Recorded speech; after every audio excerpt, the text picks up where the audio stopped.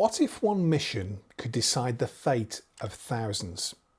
No backup, no second chances, and failure simply isn't an option.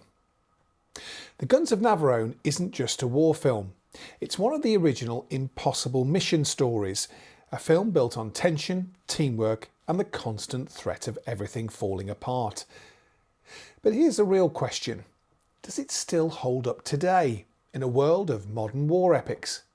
Let's find out.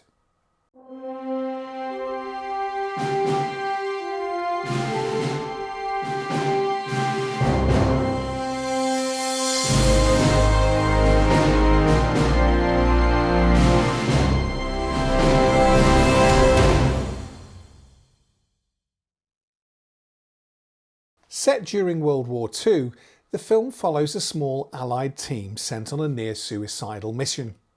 Their objective? Destroy two massive German guns positioned on the fictional island of Navarone. Guns so powerful they prevent a rescue operation for stranded Allied troops. Led by Captain Mallory, played by Gregory Peck, the team must scale sheer cliffs, evade enemy forces and infiltrate what seems like an impenetrable fortress. But the greatest threat isn't just the enemy, it's the pressure, the uncertainty and the knowledge that one mistake could cost thousands of lives. And this is where the film really pulls you in, because it's not just about the mission, it's about whether this group can hold together long enough to complete it.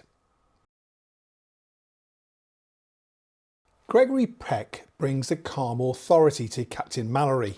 He's not loud, not overbearing, but you believe in him completely. Anthony Quinn as the strong-willed Andrea Stavros adds tension to the group dynamic.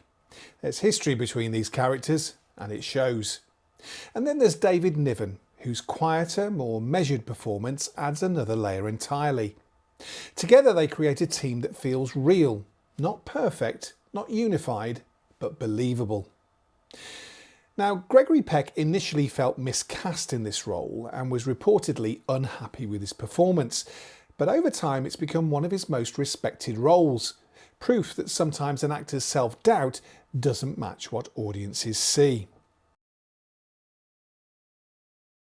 Director J. Lee Thompson understands something crucial.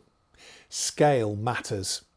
From the towering cliffs to the massive gun emplacements, everything feels big. But it's not just spectacle. The film balances large-scale action with smaller, quieter moments, allowing tension to build naturally. And when the action does arrive, it feels earned. Now, the film was shot on location in Rhodes, Greece, with real landscapes providing much of the dramatic setting. Those cliffs, real. That sense of danger, very real. And it gives the film a level of authenticity that still holds up decades later. Now, just when you think this is a straightforward mission film, the Guns of Navarone introduce something far more interesting. Doubt. Because this isn't just a battle against the enemy, it's a battle within the group. Trust becomes fragile, motives are questioned, and the pressure of the mission begins to crack the surface.